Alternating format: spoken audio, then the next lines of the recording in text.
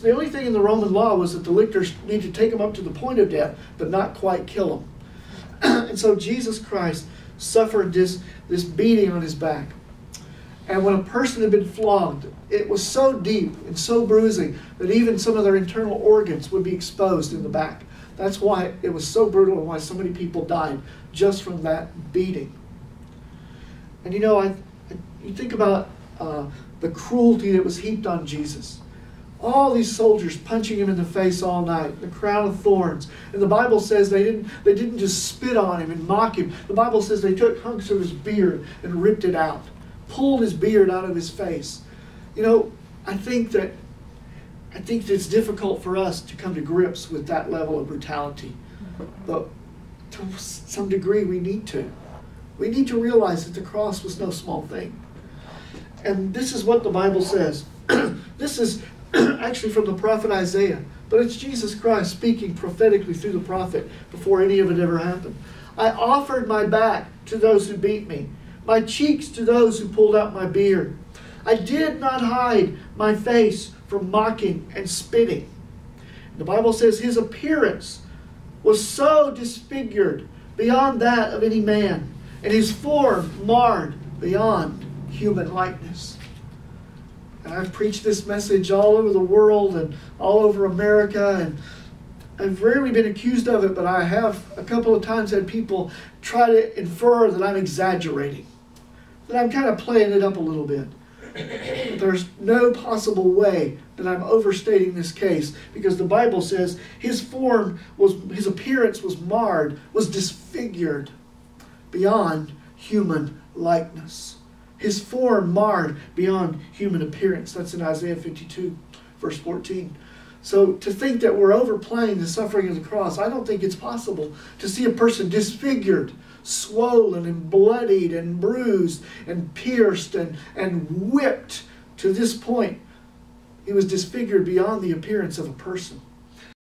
At this stage, Jesus Christ, the loss of blood and everything he'd been through, and he hadn't slept and he hadn't eaten for an extended period of time. Even though sometimes we see pictures of Jesus as some little frail, skinny guy. I don't think Jesus probably was like that. He was a professional carpenter the first 30 years of his life. So I always think Jesus was probably fairly stout and strong looking. But at that stage, he would have been so weak from the loss of blood and probably swaying. And the Bible says that it was a shame. A cross was a shame. We wear crosses around our neck now, and we see it as an emblem of beauty. But in Bible days, it was like an electric chair, or like it was horrible. It was not anything beautiful. It was a horrible thing. It was shameful.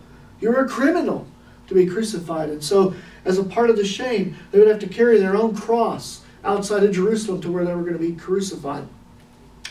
Probably they didn't take the whole cross. Probably as they marched out of what was known as the Antonia Fortress that morning, they probably just had this piece. This piece of my cross is not that big, but actual Roman cross is probably about 125 pounds and 6 foot long. It's called the patibulum. And they would have put that on the shoulders of the men as they were marched through the city. And they were marched through the city on purpose, to be ashamed. And as they were marching through the city, again, some people were mocking, but some people were beginning to, probably the same crowd who yelled crucified were thinking, why did we do that? This man was so good and such a prophet, and now we got carried away with our Jewish religious leaders, and why did we call for this man's death? But he was marching through the streets of Jerusalem. Some people specifically say it was a place called the Via Dolorosa, the way of suffering. And as he was marching through those streets, and the Bible says at this stage he was so weak that he began to fall.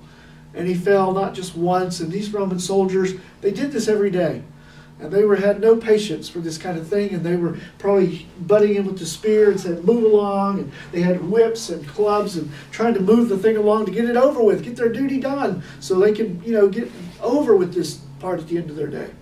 And so the Bible says they're driving these three men through the streets, but Jesus fell repeatedly. He fell twice. When he fell the third time, the Bible, it was clear to the centurion overseeing it that it wasn't possible for him to keep carrying this patibulum through the streets. So he called another man, Simon of Cyrene, into the picture and just said, you carry it. And, the man couldn't say, well, I don't think I want to.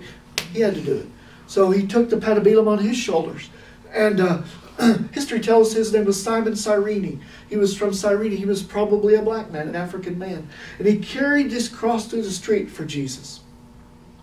And Jesus managed at that point without the cross to walk the rest of the way out of Jerusalem. And as they would have walked out of the gate, the garden gate of Jerusalem, one of the walls, the first thing that would have been staring in their face is a chalky hill that looks just like a skull, like a twisted skull. I've seen pictures of it, what people think is it, and I just think it could be nothing else because it looks exactly like a skull.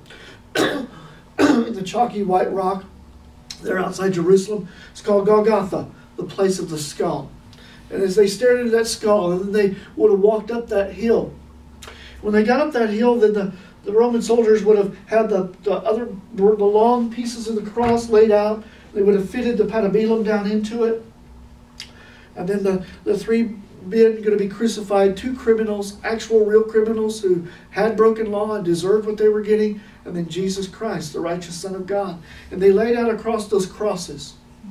And then the Bible says that these Roman soldiers would have taken a nail, and I got this nail, and it's actually, they said, to almost the exact specifications historically of what the Romans used.